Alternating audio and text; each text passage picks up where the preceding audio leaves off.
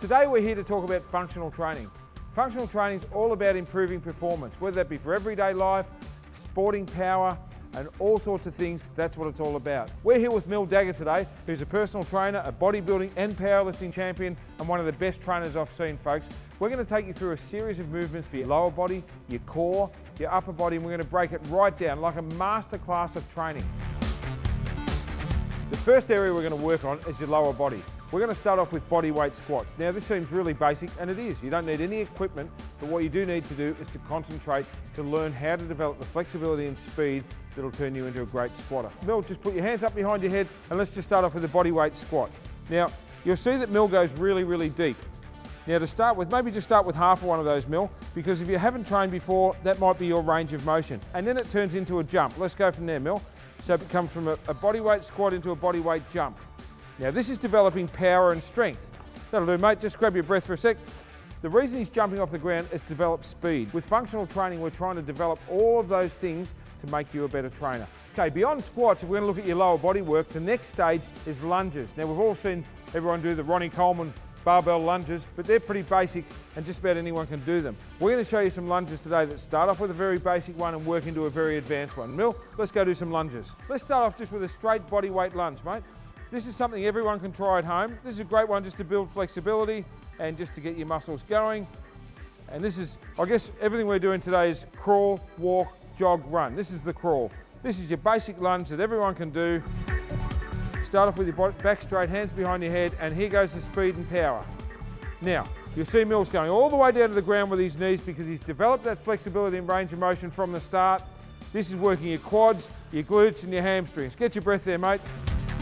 The next stage of our lower body training is to identify and fire the glutes up. We've done the quads, we've done the hamstrings, we're doing the glutes. And when you come to the top, Mil, just stop for a second and squeeze your glutes together. It's important to get them to fire, and the way to do that is to squeeze your butt. So come down, we'll give it 1 second rest at the bottom, 2 seconds at the top.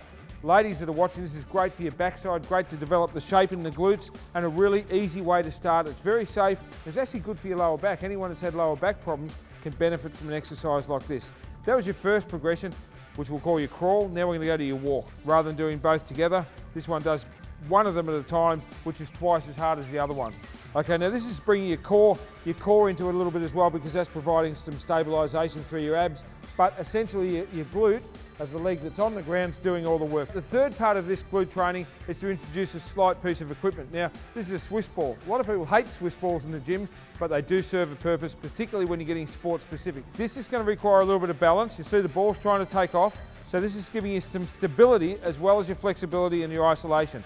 You see Mil still coming up and squeezing his glutes. Now, if you find that the Swiss ball's too unstable, you can do this with a bench, Mil. You can put your feet up just on a flat bench, but this is bringing a little bit of stabilization into it, so it's good to use a Swiss ball for this.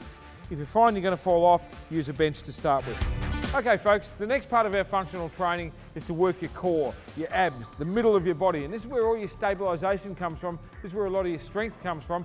But we want to show you some stuff today that we haven't done. We all know how to do crunches on the floor, how to do sit-ups. We've done them a million times before. So today Mil's going to show us some abs with a bit of difference. Let's start off with a stability ball crunch.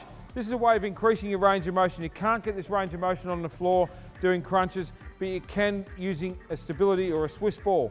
Now you'll see that when Mil gets to the top of the movement, he's isolating his abs, he's pushing them out, he's crunching them. I can give him a hard left in the abs now and he wouldn't feel it because he's got them flexed. We're going to step it up a bit now with a plank hold on the ball, and this is a bit harder than what you just did. Let's go. Now what Mil's doing there, just using his abs to stabilise his body, and then 1 foot to the ground. It's a whole lot of balance, a little bit of upper body coming into it for your stability. Once again, a very advanced exercise. You can't just jump into this. You've got to start off slow. Maybe start off with a bench on this one, Mil. When that becomes easy, then you go to the stability ball, because these things are trying to roll off all the time. It's not as easy as it looks. Now he's just showing off, folks. Try this. This is a foot crunch on a ball, pushing them out. This is developing a bit of speed through your core, but using your abs, your glutes, your hamstrings. This is where you start to develop your lower body and your abs and your core all working together. It doesn't look that hard until you try it. Mil's sweating up a treat. He's just about ready to pass out, Mil. Your bodybuilding and every other sport can benefit from developing your muscles properly. You'll become faster, more powerful, and you'll grow. Okay, Mil, we've gone through your lower body, we've gone through your core, now we're going to do some upper body stuff. We're going to start off with something very basic like a push-up. Full range of motion is always important, hands nice and wide, touches his chest on the ground and comes up all the way. Now we're going to go to something a bit faster, a bit more dynamic, which is like a jumping squat, but the push-up version of that where you leave the ground. Clap your hands and down you go. This develops speed. Now he's leaving the ground altogether, feet and hands. So you start off with your jumping ones, then your feet start to leave the ground. Your whole body leaves the ground. Up you go, Mil.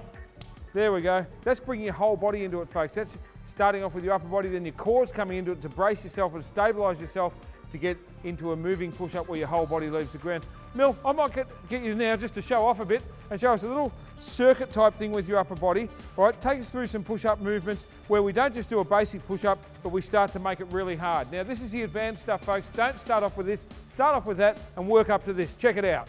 Let's show what you can do, Mil, just by adding a simple apparatus like a medicine ball. Okay, here he goes now. This is developing speed, it's bringing the core into it, the upper body. This is all this sort of stuff that we need for your specific sports. Now instead of doing a clap, check this one out. Now this involves a bit of stability as well as coordination, speed and power. You're starting to fatigue now. That's really hard work, Mil. Okay, we've been through the push-ups through upper body. Now we're going to go into dips, bench dips. Now you see Mil's feet are bent at 90 degrees. This makes it really, really easy. This is the most basic. Old ladies can do this, overweight people can do this. It's a great way to start your upper body training if you've done no training. Develop your range of motion, as we say, get your flexibility going. Let's get your legs straight, Mil. On your heels now, this is where you can really increase your range of motion.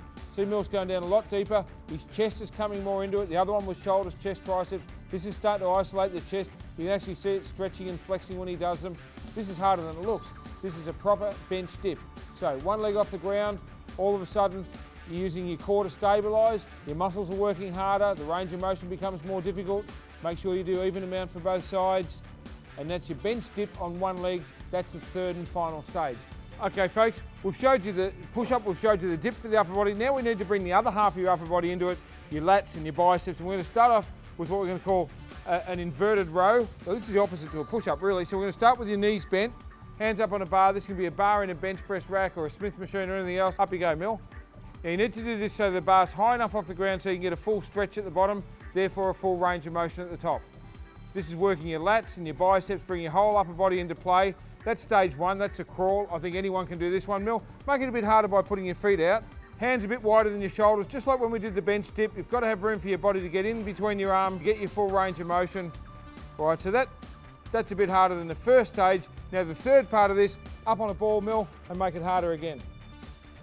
Got to keep everything straight, feet up on the ball. This becomes quite hard. It's like a bent over row, but using your body weight. Mil, you've been great. You've got a great pump going on there, and I think that says a lot about this kind of training. Bodybuilders tend to shy away from this kind of functional training because they think, oh, it won't build muscle. Have a look at you. This is how you train. Mil is a bodybuilder, he's a powerlifter, but he's a great athlete, and we can all learn and benefit from this kind of training. Try this out, folks. Start adding some of these moves to your training. You will get faster, you will get stronger, you will get bigger. So until next week, see you in the gym.